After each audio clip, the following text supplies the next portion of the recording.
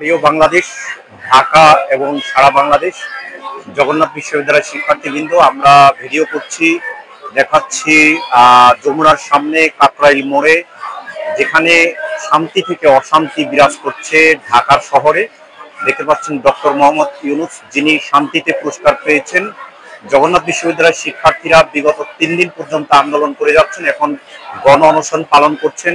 অনেকেই বলছেন এই শান্তি থেকে অশান্তিতে পরিণত হতে যাচ্ছে ঢাকা শহর। এবং যে অং সান সুচি, যিনি মায়ানমারের প্রধানমন্ত্রী ছিলেন, তিনিও কিন্তু শান্তিতে নোবেল পুরস্কার পেয়েছেন, কিন্তু তাকে জনগণ গলা ধাক্কা দিয়ে তাদেরকে বের করে দিয়েছেন মায়ানমার থেকে, এবং তিনি মায়ানমারে বন্দী রয়েছেন। বন্দী থেকে কিন্তু সেখানে সেনাবাহিনী সেই ক্ষমতা দখল করে রয়েছেন।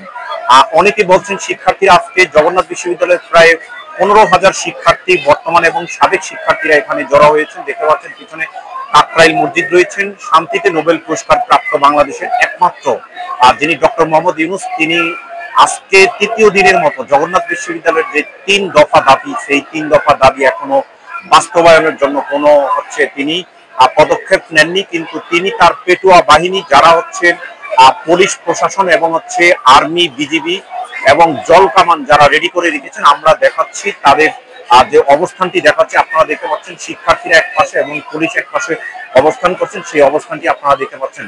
শিক্ষার্থীরা সহাবস্থানে রয়েছেন। গত 3 দিন পর্যন্ত শিক্ষার্থীরা সহাবস্থানে রয়েছেন। তারা কোনো উচ্ছৃঙ্খল আচরণ করেনি, কিন্তু শিক্ষার্থীদের উপরে যেভাবে আক্রমণ করেছে, প্রায় 50 জন শিক্ষার্থী আহত হয়ে তারা হাসপাতালে রয়েছেন।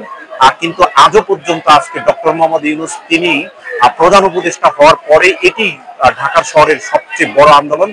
কিন্তু 3য় দিনের মতো তিনি এখনো পর্যন্ত শিক্ষার্থীদের কোনো সমস্যা সমাধান করেননি। যেটি মাত্র 3টি দাবি, সেই দাবিগুলোর মধ্যে প্রথম দাবি জগন্নাথ বিশ্ববিদ্যালয়ের শিক্ষার্থীদের 70% শিক্ষার্থীকে আবাসন ভাতা প্রদান করতে হবে, এবং দ্বিতীয় আন্দোলন জগন্নাথ বিশ্ববিদ্যালয়ের যে 300 কোটি টাকা দাবি, সেই দাবিটি একনেকে পাশ করে দিতে হবে। এবং তৃতীয় দাবি জগন্নাথ বিশ্ববিদ্যালয়ের যে 200 একর জায়গা যেটি কেরানীগঞ্জে রয়েছে, সেই 200 একর জায়গা, সেই জায়গাটিতে আবাসিক ভবন নির্মাণ করতে হবে। এই বিশ্ববিদ্যালয়ের সাথে আরো 3টি বিশ্ববিদ্যালয় হয়েছে, কুমিল্লা বিশ্ববিদ্যালয়, বেগম রোকেয়া বিশ্ববিদ্যালয়, মানে রংপুর বিশ্ববিদ্যালয় এবং বরিশাল বিশ্ববিদ্যালয়। এই বিশ্ববিদ্যালয়গুলো একই সাথে সবাই পাশ হওয়ার পরে সেই বিশ্ববিদ্যালয়গুলোর আবাসিক হল সহ বিভিন্ন কিছু নির্মাণ হয়েছে, একাডেমিক ভবন নির্মাণ হয়েছে, এবং তারা সমাবর্তন পেয়েছেন। কিন্তু এই বিশ্ববিদ্যালয়টির সাবেক প্রধানমন্ত্রী বেগম খালেদা জিয়া, তিনি উদ্বোধন করার কারণে এই বিশ্ববিদ্যালয়টির ভবিষ্যৎ সুন্দর হচ্ছে না, এবং এই বিশ্ববিদ্যালয়টি নিয়ে বিভিন্ন বিড়ম্বনা তৈরি হয়েছে।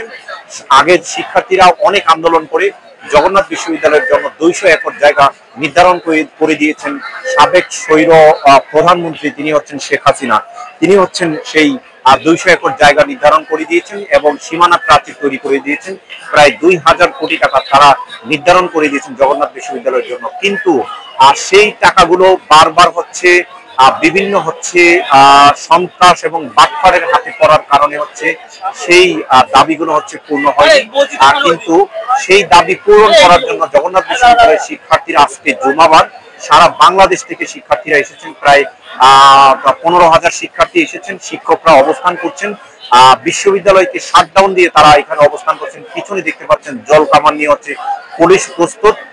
আমরা দেখেছি বাংলাদেশের পাশে যে মায়ানমার, তাদের কিন্তু এরকম আন্দোলন হয়েছে, এবং বাংলাদেশের ছাত্র আন্দোলনের মাধ্যমেই কিন্তু বাংলাদেশ এই সরকারের সাবেক সরকারের পতন হয়েছে। সেইভাবেই জগন্নাথ বিশ্ববিদ্যালয়ের শিক্ষার্থীরা হয়তো এখনো পর্যন্ত তারা শান্তভাবে তারা রাস্তায় রয়েছেন, এবং শিক্ষার্থীরা রাস্তায় রয়েছেন। আমরা দেখেছি মৎস্য ভবন থেকে শুরু করে কাকরাইল বিচারপতি ভবন পর্যন্ত তারা অবস্থান করছেন, এবং সকল শিক্ষার্থী ঢাকার শহর থেকে তারা চলে এসেছেন।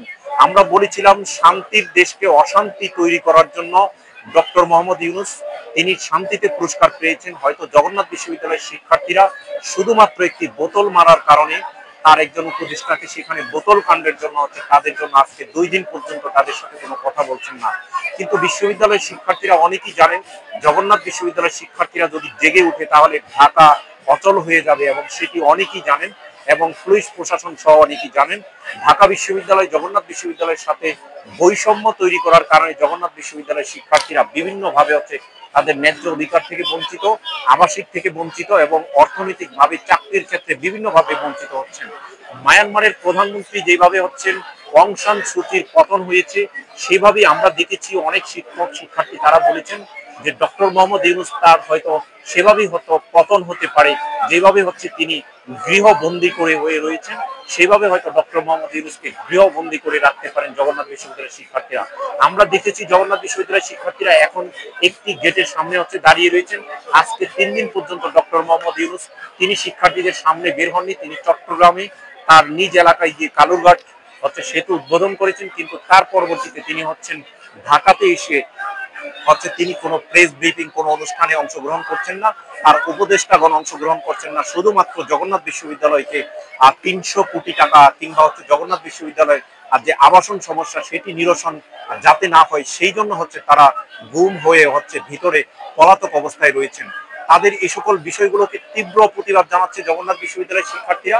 এবং দেখতে পাচ্ছেন পিছনে জল কামান, হয়তো আজকে রাতেই জগন্নাথ বিশ্ববিদ্যালয়ের শিক্ষার্থীরা যে গণ অনশন শুরু করছেন এটি হয়তো 2 দিন পর্যন্ত থাকবেন, কিন্তু পরবর্তীতে হয়তো জগন্নাথ বিশ্ববিদ্যালয়ের শিক্ষার্থীরা এই যেটি 3য় নম্বর যেই হচ্ছে গেট রয়েছে সেটি হচ্ছে ভেঙে হয়তো ভিতরে প্রবেশ করতে পারেন, হয়তো বা অন্য কোনো কিছু হতে পারেন। যেই জন্য হচ্ছে আমরাও বুঝতে পারছি না বিশ্ববিদ্যালয়ের শিক্ষার্থীরা কি ধরনের হচ্ছে পরিকল্পনা করে রয়েছেন। যদি তাদের দাবি আদায় না হয়, যদি তারা শান্তি না পায়, তাহলে সেই শান্তিতে নোবেল বিজয়ী ডক্টর মোহাম্মদ ইউনূসকে জগন্নাথ বিশ্ববিদ্যালয়ের শিক্ষার্থীরা হয়তো ঢাকা থেকে তারাই হচ্ছে বিতাড়িত করার জন্য কিংবা হচ্ছে জগন্নাথ বিশ্ববিদ্যালয়ের শিক্ষার্থীরা সেভাবেই প্রস্তুত হয়ে রয়েছেন। আমরা জানি যে জগন্নাথ বিশ্ববিদ্যালয়ের শিক্ষার্থীদের আন্দোলনের মাধ্যমে কিন্তু স্বৈর হাসিনা তিনি কিন্তু পতন হয়েছেন। সেভাবেই হয়তো শান্তিতে নোবেল পুরস্কার প্রাপ্ত যিনি রয়েছেন তিনি হয়তো সেভাবেই এর মাধ্যমে অং সান সুচির মতো হচ্ছে ঢাকা থেকে তিনি পরিত্যাগ করতে হবেন।